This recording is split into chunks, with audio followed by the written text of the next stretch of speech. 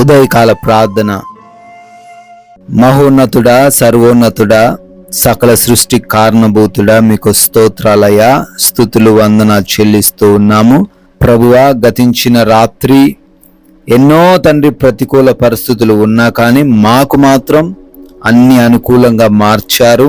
మమ్మల్ని మీరు రెక్కల చాటున భద్రపరుచుకున్నారు, మంచి ఆరోగ్యం ఇచ్చారు, సజీవులుగా నిలవబెట్టుకున్నారు. అందును బట్టి స్తోత్రాలు నాయన. ఈ రోజులో తండ్రి క్రొత్త దినంలో ప్రభు మేము ప్రవేశించాము.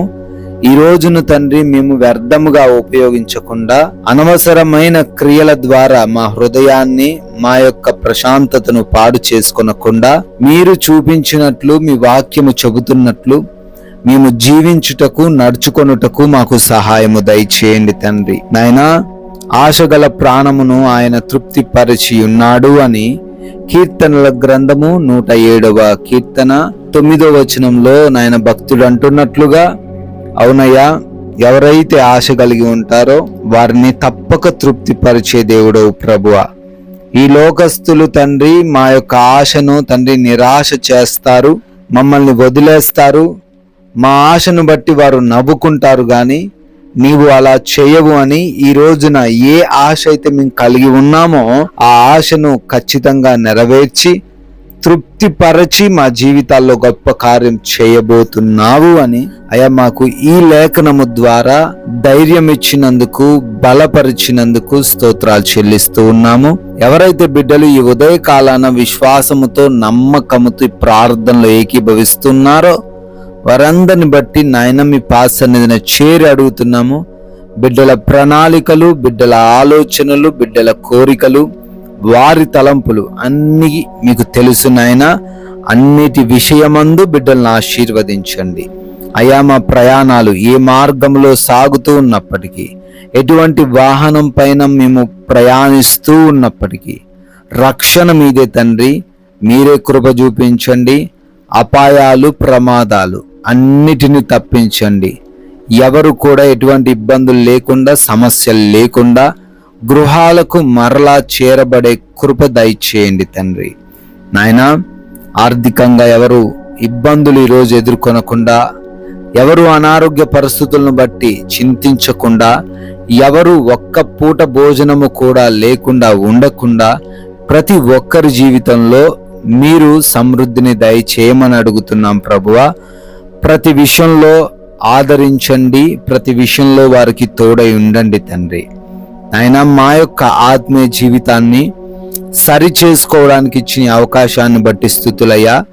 అయ్యా, మాలో ఇంకా ఏమైనా చెడు ఉన్నట్లయితే అది ఈరోజు తొలగించుకొని అనేకుల ఎదుట మీ నామాన్ని మహిమపరిచే విధముగా మా అందరినీ నిలవబెట్టుకోమని నాయన, ఈ లోకమాయలో పడి, ఉచ్చుల్లో పడి మేము మోసపోకుండా, మరలా పాపానికి బానిసలముగా మారకుండా, చెడులోకి మేము వెళ్ళిపోకుండా వాక్య జ్ఞానముతో మమ్మల్ని నింపండి. వాక్యము చేత మమ్మల్ని రోజు పెంచండి తండ్రి. సమయము సద్వినియోగం చేసుకునే హృదయాన్ని కూడా తండ్రి మీరు మాకు దయచేయండి ప్రభువా. ఎస్ లార్డ్, ఎగ్జామ్స్, ఇంటర్వ్యూస్కి వెళ్తున్నారు నాయన, రిజల్ట్స్ కోసం తండ్రి వేచి చూస్తున్నారు. మరి అన్నిటిలో మీరు సహాయం దయచేయండి. వారు అనుకున్నట్టుగా క్వాలిఫై అవ్వడానికి, సెలెక్ట్ అవ్వడానికి, వారు అనుకున్న ఉద్యోగం పొందుకోవడానికి మీ ద్వారములను తెరవమని అడుగుతున్నాం ప్రభువా. అదే రీతిన గృహాలలో ఒంటరిగా ఉంటున్నారు, గృహం చుట్టూ కాపుదల కంచె దయచేయండి. ఏ దుష్టుడు వారి దగ్గరకు రాకుండా, ఏ ఇబ్బందులు వారి గడప తొక్కకుండా కాపాడమని బ్రతిమాలుకుంటున్నాం ప్రభువా. అదే విధంగా ఈ రోజున మేము ఎవరితో ఎటువంటి విభేదాలు, గొడవలు లేకుండా కృప చూపించండి. క్షమించే హృదయము, సహించే మనసు మాకు దయచేయండి ప్రభువా. అయా, రిపోర్ట్స్, చెకప్స్, ఆపరేషన్స్, డెలివరీస్ అన్నిటిని కూడా మీ చేతికి అప్పగిస్తున్నాము. అన్ని కూడా సజావుగా కొనసాగుటకు, అన్ని రిపోర్ట్స్ కూడా వారికి అనుకూలంగా మార్చబడుటకు మీరు సహాయము దయచేయండి తండ్రి. నాయనా, మా పనులన్నిటినీ కూడా అత్యధికముగా దీవించండి.